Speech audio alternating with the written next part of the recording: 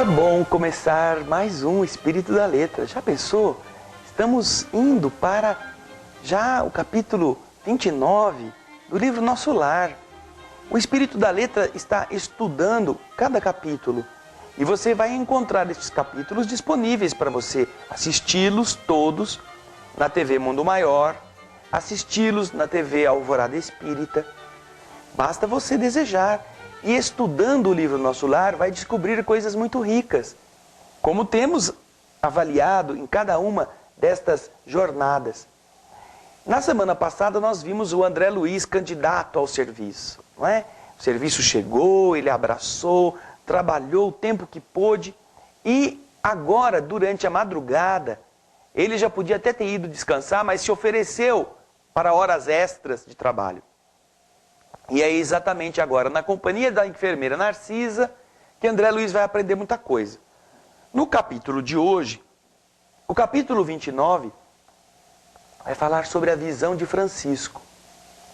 Eles estão atendendo naquelas câmaras onde as entidades que chegam do umbral são tratadas inicialmente, não é? Para se reequilibrarem.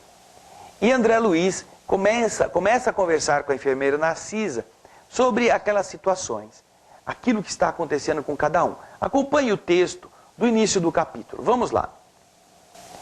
Enquanto Narcisa consolava um doente aflito, fui informado que me chamavam um aparelho de comunicação urbana, como se fosse um telefone. Ah, quem será que está me chamando aqui, não é? Pergunta André. Era a senhora Laura que pedia notícias. Ih, esqueci de falar para a dona Laura que eu estou aqui trabalhando, entretido no serviço. Você já notou coisa boa? Você está tão empenhado que se esquece até de você mesmo, de avisar as pessoas que você está ali ocupado. Então, dona Laura telefonou e quis saber como é que estavam as coisas. Ai, eu pedi desculpa a ela e forneci rápido o relatório verbal da nova situação. Através do fio, a genitora de Lísias, a dona Laura, parecia exultar, estar feliz, compartilhando o meu justo contentamento. E depois, quando terminou, disse, olha meu filho, trabalha bem, aproveite, embriague-se pelo serviço útil. Mas não se esqueça, hein? A nossa casa aqui também é sua casa. Essa casa está te esperando. Aquelas palavras encheram André de conforto, de estímulo. E então, quando ele voltou ao contato dos doentes, Narcisa lutava heroicamente para acalmar um rapaz que estava passando por singulares distúrbios. Eu então cheguei perto e procurei ajudá-la. E o pobrezinho, de olhos perdidos no espaço, gritava, acuda-me, acuda-me, socorro, por amor de Deus, tenho medo, muito medo. O olhar perdido daqueles que exprimem profundas sensações de pavor, dava a impressão de que ele estava sofrendo muito. E ele continuava, irmã Narcisa, lá vem ele, o monstro. Sinto os vermes novamente. Ele, livre-me dele, irmãzinha. Eu não quero encontrar com ele de novo. Parecia um filme de terror. Alfred Hitchcock, o massacre da Serra Elétrica. O boneco assassino, alguma coisa estava chegando perto daquele rapaz, daquele espírito. Calma, Francisco. Pedia a companheira dos infortunados. Você vai se libertar. Ganhar mais serenidade e alegria. Mas depende do seu esforço, meu filho. Faça de conta que a sua mente é uma esponja que está embebida em vinagre. É necessário expelir a substância azeda. Eu te ajudarei a fazer isso, mas o trabalho mais intenso cabe a você mesmo. A importância do pensamento. Estão entendendo? Estão vendo como é rica a obra Nosso Lar? O pensamento de Francisco estava embebido em coisa azeda. Ele estava cultivando isto. Ela iria ajudá-lo, mas era ele quem precisava colocar estas coisas envenenadas para fora. O doente mostrava boa vontade, acalmava-se enquanto ouvia os conselhos carinhosos, mas a palidez voltava. E ele, novamente, voltava a exclamar aquelas palavras, minha irmã, olhe bem, olhe, ele não me deixa, já voltou a atormentar-me, veja, não adianta nada. Estou vendo, Francisco, respondia ela educada. Mas é importante que você mesmo se ocupe, se disponha, que você mesmo ajude a expulsá-lo. Este fantasma diabólico, acrescentava, chorando como criança, provocando compaixão. E ela dizia: confie em Jesus, meu filho, e esqueça o monstro. Vamos ao passe, o fantasma fugirá de nós. E então Narcisa aplicou sobre o rapaz fluidos salutares e reconfortantes, que Francisco agradeceu, manifestando imensa alegria no olhar. Ai, puxa, ai, que alívio, agora estou mais tranquilo, ai, acho que ele foi embora. Narcisa então ajeitou os travesseiros, mandou que uma outra ajudante lhe trouxesse a água magnetizada para que o rapaz bebesse. Aquela exemplificação da enfermeira me edificava, diz André. O bem, tanto quanto o mal, em toda parte, estabelece um misterioso contágio. O mal contagia no mal e o bem contagia no bem. Observando então o meu sincero desejo de aprender, Narcisa aproximou-se mais, mostrando-se disposta a dar a mim informações que me iniciassem nos sublimes segredos do serviço. E eu então perguntei: ô Narcisa, dona Narcisa, quem é que o fulaninho aí está vendo, o Francisco? A quem que ele se refere? Ele está falando de um monstro. Está, porventura, vivendo alguma sombra que eu não consigo ver? Ele está assediado por alguma entidade, alguma sombra invisível ao meu olhar? Será que eu também, se eu perceber melhor, eu vou ver o monstro fantasma? Fala para mim, dona Narcisa. Você também quer saber, não é? Então espera um pouquinho. Controla a sua ansiedade, hein? Senão vai para a câmara de retificação. Daqui a pouquinho a gente vai voltar para descobrir quem que era esse fantasma do Francisco, que o Francisco estava vendo. Fique conosco.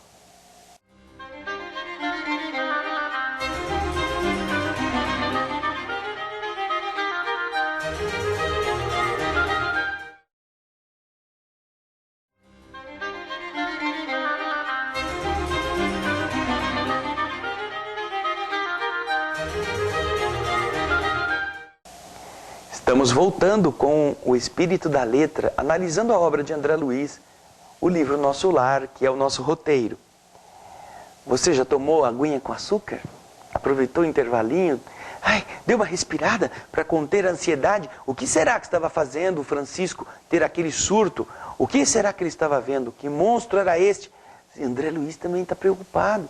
Será que ele, André Luiz, também poderia ver esse monstro que só o Francisco estava reclamando? Será que era uma sombra que André Luiz ainda não conseguia ver, mas que estava ali com eles? Porque essa visão de Francisco era viva. Francisco via aquele monstro que vinha persegui-lo. Narcisa dizia: não, vamos fazer a prece, ele vai embora. Ora, será? Ele vai embora? Então tem gente aqui. Será que se eu bobear, ele não gruda em mim também? André Luiz estava preocupado. Então, ele pergunta a Narcisa: dona Narcisa, que coisa estranha é essa? Aí, dona Narcisa, para ajudá-lo, responde: André, o que Francisco está vendo trata-se do seu próprio cadáver. Meu Deus do céu! André Luiz ficou sabendo que a visão de Francisco era nada mais, nada menos do que o do corpo que ele tinha na terra. Que me diz, dona Narcisa? Eu exclamei, espantado. O defunto, ele está vendo o defunto e está preocupado. Esse é o pavor dele. É, o pobrezinho. E agora a Narcisa vai explicar por que o Francisco estava desequilibrado daquele jeito. Vamos ver se isso nós mesmos não poderemos evitar conosco, hein? O pobrezinho, diz Narcisa. Acompanhe o texto aí. Ele era excessivamente apegado ao corpo físico e veio para a esfera espiritual após um desastre, fruto da pura imprudência. Esteve durante muitos dias ao lado dos despojos, lá no sepulcro. sem se conformar com a situação, essa situação adversa que ele esteve vivendo. Queria firmemente levantar o corpo morto, o corpo hirto, o corpo sem movimento. Ele queria levantar o corpo. Tal era o império da ilusão em que ele vivia. E nesse triste esforço, gastou muito tempo. Amedrontava-se com a ideia de enfrentar o desconhecido e não conseguia acumular nem mesmo alguns átomos de desapego às sensações físicas.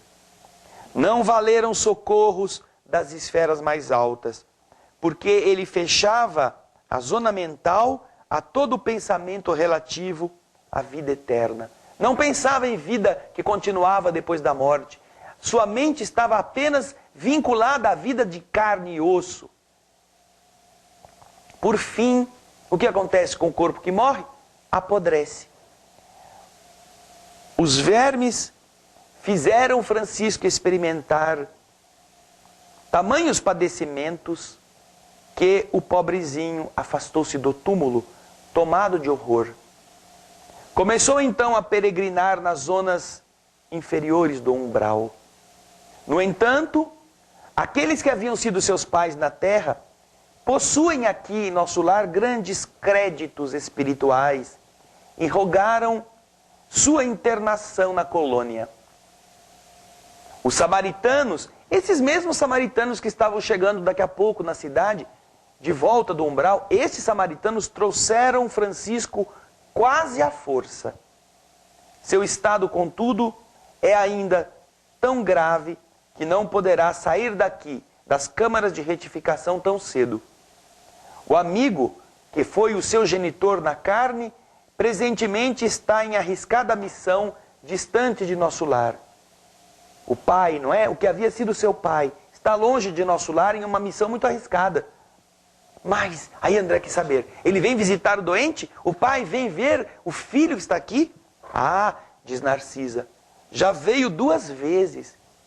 E eu experimentei grande comoção, observando o seu sofrimento sincero.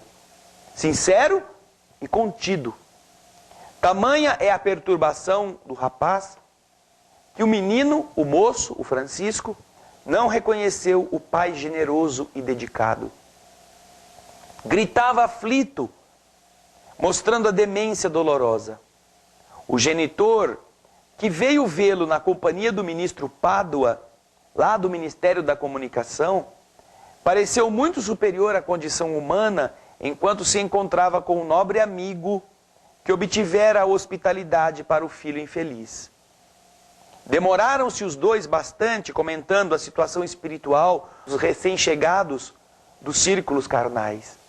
Mas, quando o ministro Pádua foi embora, obrigado a se ausentar por circunstâncias do serviço, o pai do rapaz me pediu lhe perdoasse o gesto humano e ajoelhou-se diante do doente. Tomou-lhe as mãos, ansioso, como se estivesse a transmitir vigorosos fluidos vitais, e beijou-lhe a face, chorando copiosamente. Não pude conter as lágrimas e retirei-me, deixando os dois a sós. Mas, André, notei que Francisco, desde este dia, melhorou bastante.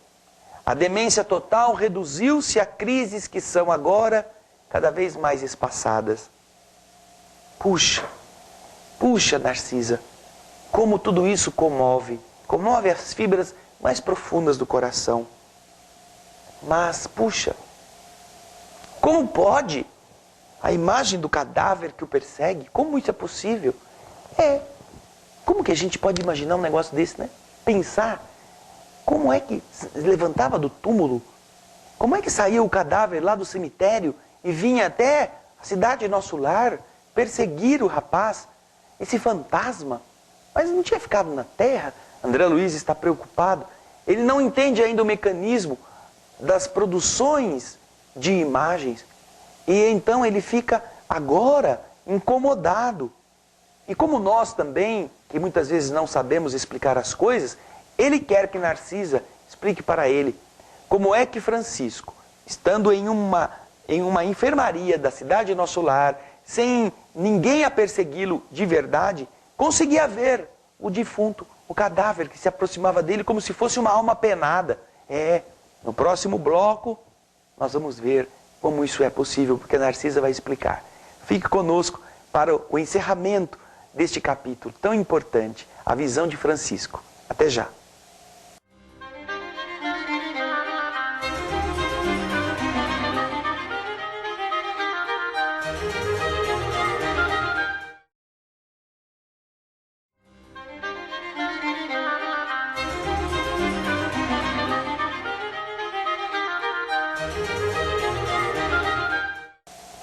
Estamos voltando com o final do capítulo A Visão de Francisco, capítulo 29 do livro Nosso Lar. Você, tenho certeza, quer saber aquilo que André Luiz também queria saber. Como é possível que o Francisco, espírito, estivesse vendo o seu cadáver, o corpo cheio de vermes, corroído, meio metade caveira, coisas assim, né? Estranho. Esse não é um programa de terror, mas é que nós fazemos esse terrorismo. Vamos entender por quê com a explicação da enfermeira Narcisa. Como é que Francisco visualizava aquilo que só ele via? Vamos ao final do capítulo 29, a visão de Francisco. Acompanhe o texto da explicação que a Narcisa está dando ao André Luiz. Vamos lá. A visão de Francisco, esclareceu a velhinha atenciosa, é o pesadelo de muitos espíritos depois da morte carnal. Apegam-se demasiadamente ao corpo, não enxergam outra coisa, nem vivem senão dele e para ele, votando-lhe verdadeiro culto e, vindo o sopro renovador, não o abandonam. O sopro renovador é a morte. Enquanto estão encarnados, os homens apegam-se ao corpo. Não enxergam outra coisa senão ele mesmo. Não vivem senão do corpo e para o corpo. E quando chega a morte, não o abandonam. Repelem quaisquer ideias de espiritualidade e lutam desesperadamente por conservar o corpo depois que chega a morte. Querem levantá-lo, querem fazer com que ele volte a funcionar. Agora, continua o texto dizendo: surgem, no entanto, os vermes vorazes e os expulsam os espíritos que estão presos a estes corpos.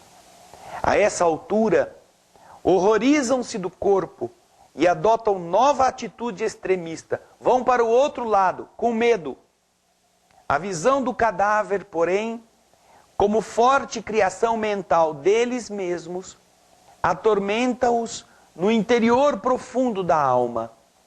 Sobrevêm perturbações e crises, mais ou menos longas, e sofrem, muitos deles, até a eliminação integral do seu fantasma. Esse fantasma que eles carregam mentalmente vai ser eliminado na medida que aquela esponja que está impregnada do vinagre começar a espremer esse vinagre e não pensar mais naquilo. Mas as imagens estarão ali, olha, fecundando aquele medo até que se consiga eliminar esta visualização. E então Narcisa, percebendo a minha comoção, diz o André, acrescentou: graças ao Pai, venho aproveitando bastante nestes últimos anos de serviço. Ah, André, como é profundo o sono espiritual da maioria de nossos irmãos na carne. Isto, porém, deve preocupar-nos, mas não deve ferir-nos. A crisálida cola-se à morte inerte, mas a borboleta alçará o voo. A semente é quase imperceptível, e, no entanto, o carvalho será um gigante. A flor morta volve à terra, mas o perfume vive no céu. Todo embrião de vida parece dormir. Não devemos esquecer estas lições.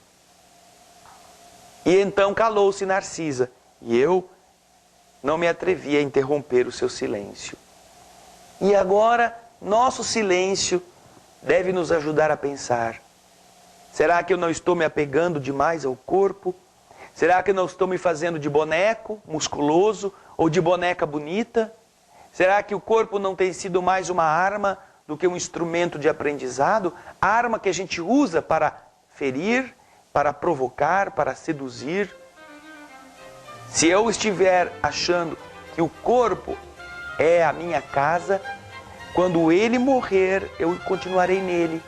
Continuarei querendo fazê-lo viver. Continuarei achando que a vida verdadeira é aquela que o corpo que está agora em apodrecimento vai me dar. E não vai. Então a visão de Francisco, como diz Narcisa, nos alertando, é a da grande maioria das pessoas que não se preparam para o lado espiritual da vida. E mais do que isto, não se desapegam durante a vida física das sensações do corpo. Os apegos aos vícios, às práticas variadas, a busca do prazer, ao culto do personalismo, da estética, a não aprender a entender a passagem do tempo, a ter medo de envelhecer, são venenos que vulneram o espírito, que não poderá, por mais bonito, por mais plastificado, por mais cheio de coisas que o embelezem no corpo, levar tudo isso com ele para o lado de lá. Do lado de lá estará como ele de verdade é. Então o que acontece? Aqueles que construíram um castelo e que veem que o castelo agora está morrendo, se apegam, ali querem ficar, até que vem o apodrecimento, a ruína do castelo, e ninguém quer ver aquele corpo tornar-se tão feio como acontece com qualquer decomposição. E então eles se sentem expulsos do castelo.